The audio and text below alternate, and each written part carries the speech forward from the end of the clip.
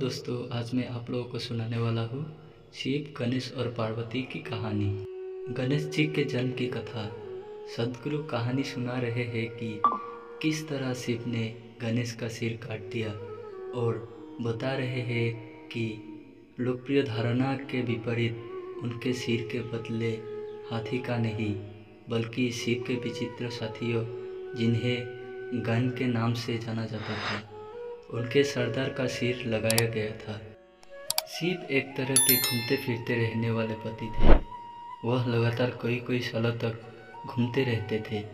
वो कभी भी चले जाते थे।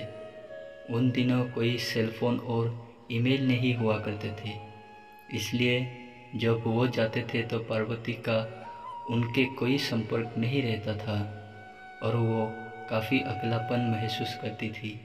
साथ ही शिव की प्रकृति को देखते हुए उन्हें मानव मूल का नहीं, यक्ष स्वरूपी माना जाता था, इसलिए पार्वती उनके बच्चे को जन्म नहीं दे सकती थी। तो अपने अकेलेपन और इच्छा के कारण और मातृत्व भाव की वजह से उन्होंने एक शिशु को बनाने और उसमें प्राण फूंकने का फैसला किया। उन्होंने अपनी एक चीज़ ली, अपने शरीर पर लगे चंदन के लेप को तेल के साथ मिलाकर एक शिशु का रूप दिया और उसमें जीवन डाल दिया। वो भले ही दूर की कुड़ी लगे, लेकिन आजकल विज्ञान में भी इस तरह की चर्चा होती है।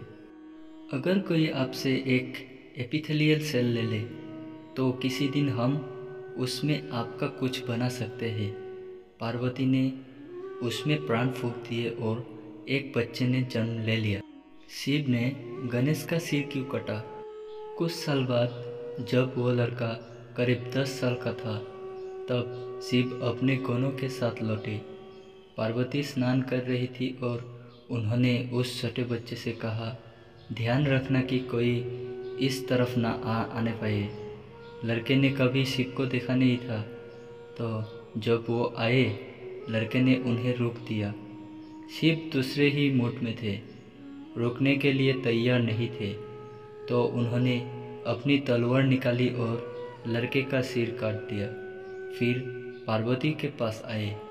जब पार्वती ने उनके हाथ में खून लगी तलवार देखी तो वो समझ गई कि क्या हुआ। उन्होंने लड़के को सिर विहीन वहाँ पड़े देखा तो उनका गुस्सा भड़क गया।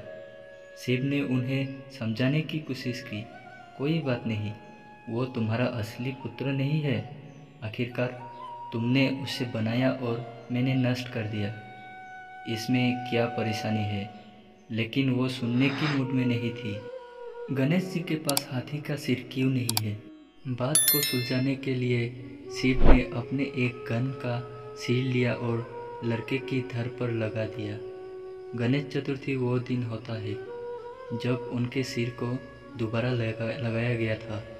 शिव ने गणों के सरदार का सिर लेकर इस लड़के पर लगाया था, इसलिए वो बोले, अब से तुम गणपति हो, तुम गणों के सरदार हो। बाद में जाकर कैलेंडर कलाकार इस दूसरी तरह के प्राणी को नहीं समझ पाए और उन्होंने एक हाथी का चेहरा बना दिया। कथाओं में बताया जाता है कि कैसे गणों के अंग में हड्डियां नहीं होती थी। इस संस्कृति में हड्डियों के बिना किसी अंग का अर्थ हाथी की सूंड में लगाया जाता है, इसलिए कलाकारों ने हाथी का सिर बना दिया। आपको मानसरोवर के किनारे कोई हाथी नहीं मिलेगा, क्योंकि वो इलाका उनके लिए सही नहीं है। वहाँ एक हाथी के लायक हरियाली नहीं है। शिव हाथियों को काटने नहीं किए होंगे, इसलिए गणेश के कोई नाम है, गणेश, गणपति, विनायक, लेकिन उनका नाम गणपति नहीं है। गण शिव के साथी थे। हम नहीं जानते कि वो कहाँ से आए थे, लेकिन आमतौर पर कहानियों में उन्हें ऐसे प्राणियों के रूप में दिखाया जाता है जो इस लोक के नहीं थे। उस जीवन की बनावट इस जीवन से बहुत अलग है जिसे हम जानते हैं। आजकल आधुनिक बायोलॉजी साफ साफ कहती है कि एक कोशिका वाले जानवर से जीवन के सभी जटिल रूपों और मनुष्य की रचना हुई, लेकिन जीवन की मूलभूत प्रकृति वही है, उसमें बदलाव नहीं हुआ है। वो सिर्फ और जटिल होती जाती है।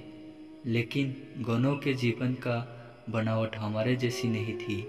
वो धरती पर नहीं बने थे और उनके अंग बिना हड्डियों के थे। अगर आप अपने शरीर को अलग अलग तरीके से इस्तेमाल करना चाहे, अगर आप आसन करते हैं तो आप सोचते हैं कि काश आपके शरीर में हड्डियां ना होती। मैंने 11 साल की उम्र से योग करना शुरू कर दिया था, इसलिए जब मैंने 25 साल की उम्र में हठ योग सिखाया तो लोगों ने मुझे देखकर कहा, अरे तुम्हारे शरीर में तो हड्डियां ही नहीं है, तुम हड्डी रहित हो। यह हर योगी का सपना होता है कि एक दिन उसके अंग में हड्डियां नहीं होंगे ताकि वो जो चाहे वो आसन कर सके। आप लोगों को कहानी अच्छी लगी तो सब्सक्राइब करके बेल आइकन जरूर दबाएं और लाइक करना ना भूलें।